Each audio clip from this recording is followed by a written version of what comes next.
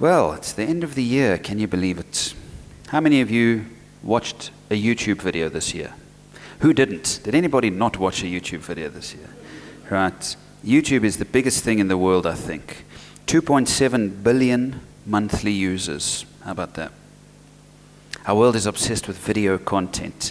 And much of it is good. I've benefited a lot from YouTube as a consumer, watching good things. I've also benefited as a creator. As you know, I've got my YouTube channel, which a lot of people seem to enjoy. But it was in 2022 when YouTube themselves launched a campaign called Hit Pause. Hit Pause. And the goal of this campaign of theirs was to help people who are always on YouTube to hit pause and to perhaps take a step back and start to see things from a bit of a different perspective. Have you ever, well, I'm sure you have, gone down a little YouTube rabbit hole?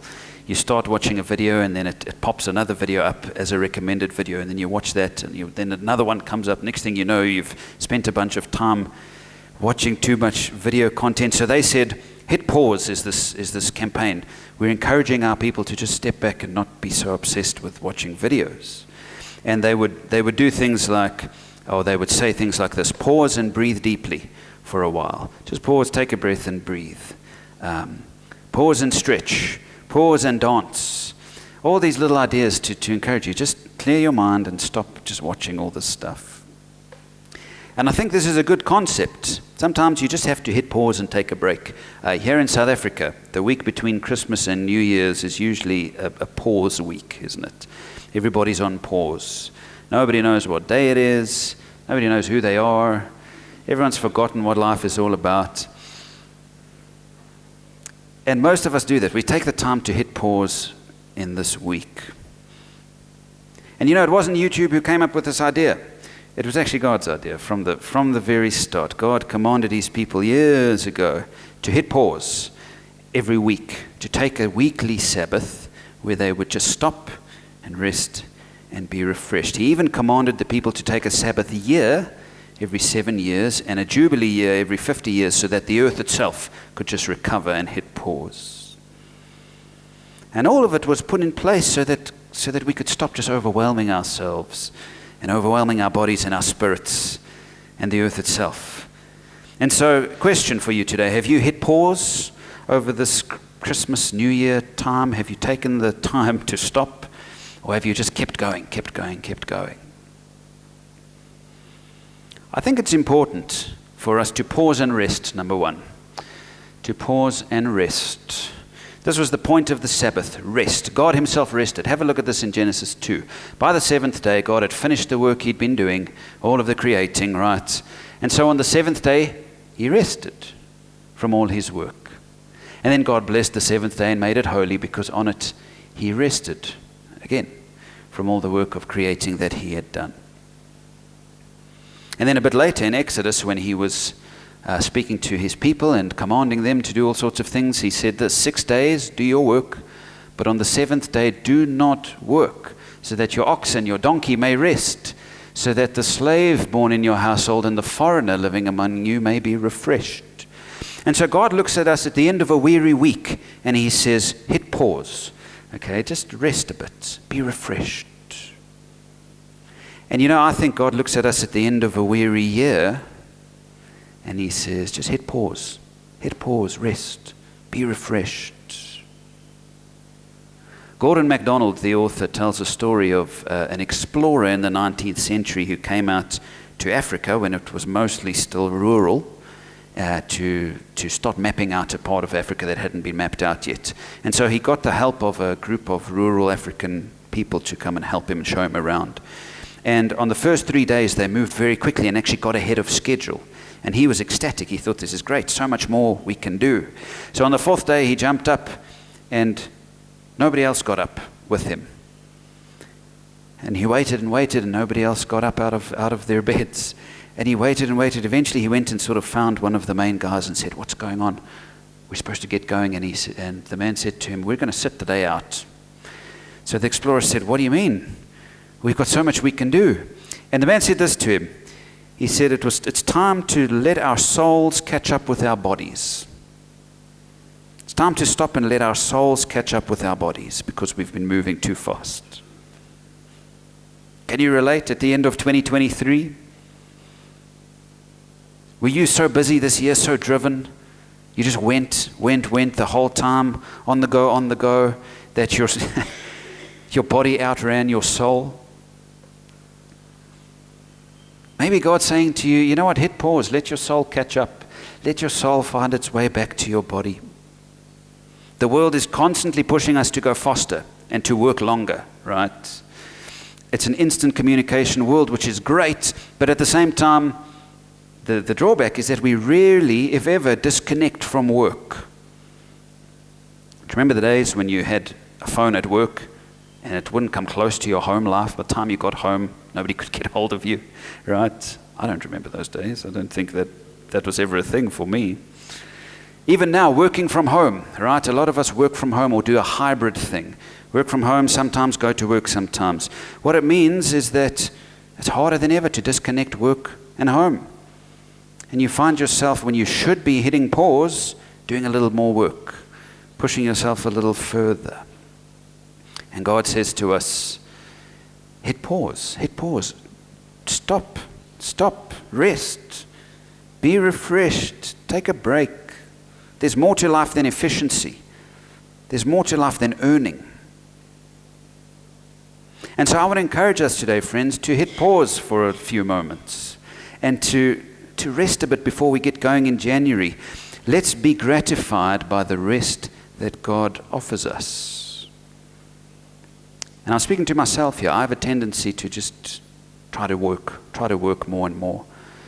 End up finding myself just doing more content creation, you know. I walk down the street and an idea for another devotion comes to me. And so then I have to rush back and write it all down. And I feel like God's saying, just stop thinking about creating more content, man. I have this tendency to, if I feel like I haven't been useful, to feel guilty, right? Okay, I've done a few hours and I haven't done anything of use. Oh boy, God must be frowning on me. And that's false. That's completely false. That's a dangerous way to think. In fact, I think a lot of the time the most useful thing you can do is to rest. Have you ever thought of it like that? Maybe the most useful thing I can do with today is to hit pause and rest and be refreshed. And so, you know what? Maybe sleep a little later. Maybe watch a good movie. Maybe read a good book. Maybe go for a walk. Take some scenery in. Maybe play some games. Have some fun. Right? When last did you have some fun? Make some food. Have a feast. Spend time with people you love. That's not a waste of time. That's useful stuff, in fact, if you will take the time to do it. And so, yes, let's hit pause and rest and be refreshed and do the things that we normally don't do because we're so busy going. I think God will be pleased if we do. But secondly, let's take time to hit pause and reflect on 2023. I love what the psalmist wrote in Psalm 119. I read it just the other morning. I have considered my ways and have turned my steps to your statutes. The NLT says it this way: I have pondered the direction of my life and I turned to follow your laws. Or the ERV, I thought very carefully about my life and I decided to follow your rules. It all means the same thing. I've spent time reflecting on my life and have made some changes because of it. Have you taken the time to reflect on 2023 in this last week? To consider the way that your life went and to think about how you might do it differently? I'm quite sure that 2023 was not the year you thought it was going to be, right? Think back to January. You were looking forward at the year and you had your plans, and now you're looking back and you're thinking, it didn't quite go the way that we had thought it would, right? But now you've got the benefit of hindsight and you can look back and see what God did in your life. Can I suggest, friends, that we reflect firstly on the good times of this year? What good things happened to you in 2023? Did you have success in your business maybe? Did you encounter new people, new places, new things? Did you have new experiences or old experiences revisited that made you happy? Did you spend a lot of time with loved ones? Can you think of precious moments with loved ones this year? How many times did you laugh this year? Impossible to count, right? I hope that it's too many to count. Each laugh was a gift from God this year. Have you thought about that? How many times did you smile this year? Countless, I hope. Each smile was a gift from God. Can you think back to the good moments this year and reflect on how God was good to you? Think about your clothes, right? Your food, your internet, faster internet than you ever dreamed you could have, right? Your cars, your money, your church, place to belong, the good things that you had the opportunity to do this year. I took some pictures of some of the blessings on our blessing tree. I want to share some of them with you. Blessed to have a God who listens to my prayers. That's a good thing to reflect on at the end of the year. I am blessed with improved health. Wonderful. We've celebrated some of that already today. Family and friends.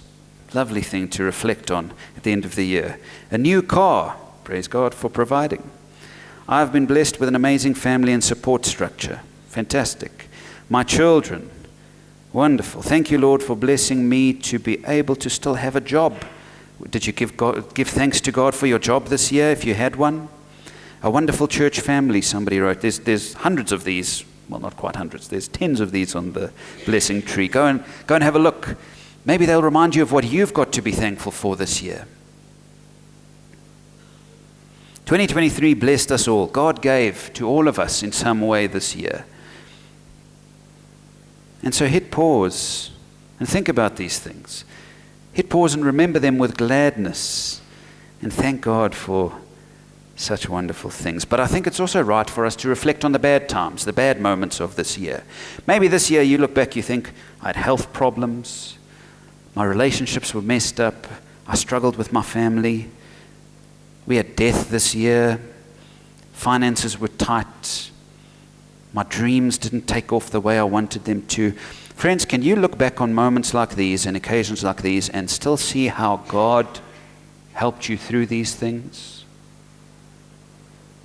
Can you reflect on how, even though it was tough and dark at times, God's light was still shining? In hindsight, looking back at this year, can you see that God never left you? Even in those worst moments when you were crying buckets of tears, God was there. Can you recognize that even when you were mad at Him, He was patient with you?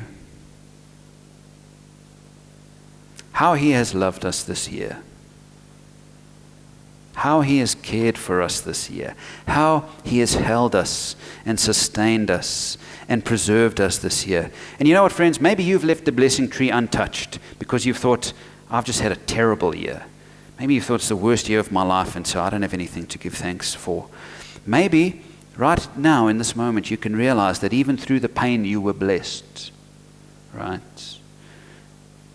You were blessed by God's helping hand. Maybe you go back there just now and you write, God was strong when I was weak. Blessing. Right? God was present when I didn't know what was going on. That's a blessing. God cried with me this year. That's a blessing. Bad times are learning moments. Look back on this year, even if there were bad moments, and learn from them and be grateful that God helped you through them. Some of you know Darren Flood. Darren was a teacher at CBC and a preacher around the corner at Trinity. And I've got all these old Trinity sermons from 15, 20 years ago that I'm busy recording so that I can listen to them on my phone. I found a Darren Flood sermon from 2007 where he spoke about ouch moments. Ouch moments. And he said, ouch moments are moments to ordain us with Christ's healing. Ordain us with Christ's healing. And he was talking about it. Can you see your ouch moments as ordained by God for your healing? That was profound. And so maybe look back on 2023 and even your ouch moments, see them as moments where Christ's healing was offered to you and blessed over you. And so, friends, in this time of rest for the next few days, don't just watch TV and entertain yourself. That's fine to do, but take the time to reflect. Take the time to look back on the good moments, the bad moments, and praise God through all of it. And this is going to allow us, number 3, to pause and release. Release as the year ends. To release 2023 into the hands of God. Generally in the Bible, we're told not to look back too much. There are moments when we are told to reflect, but we're also cautioned not to spend too much time looking back because we might get caught up in it too much. Do you remember Lot, in fact, and how he was told not to look back? After the 2 men brought Lot and his family out of the city, one of them said, "Now run to save your life. Don't look back at the city and stop anywhere in the valley. Don't stop anywhere in the valley. Run until you're in the mountains. If you stop, you'll be destroyed with the city." Maybe you're thinking, I just want to run from 2023 and not look back. If I look back, I'm going to be destroyed. But I don't think that's what God's calling us to do. I think when we do that, we often drag baggage with us from the past into a new year instead of being able to leave it behind. The harder we try to run away from it without dealing with it, the more we actually drag it with us. In fact, look at this from Proverbs 16, verse 20. Good things happen to those who learn from their experiences, and the Lord blesses those who trust Him. And so we pause in moments like this and we look back so that we can learn from the lessons of the past and trust God. Leave it in the past and move forward. What have you learned this year? All that stuff we just spoke about, all the good times and bad times, what have you learned from it? Let me share some things I've learned this year. I've learned that God's love for me is deeper than I ever realized. I feel like every year I learn it all over again. I've learned that even through pain, God is faithful. I've seen it happen this year. I've learned to be more responsible myself, more disciplined, more committed with His help. I've learned that people are precious and that they deserve a place to live out their passions and their gifts, a place like this. But let me tell you this, friends, I realize that if I'm not careful, because of what happened in 2023, if I'm not careful, I could go into the next year resentful and bitter because of the pain that our family experienced this year. If I don't learn from it and move on from it, I could actually carry my bitterness into the next year. That would be tragic. I could go into 2024 resentful and bitter because of the slow nature of change. Sometimes, even though great things have happened here, I think to myself, Lord, why is it happening so slowly? And I've had to learn.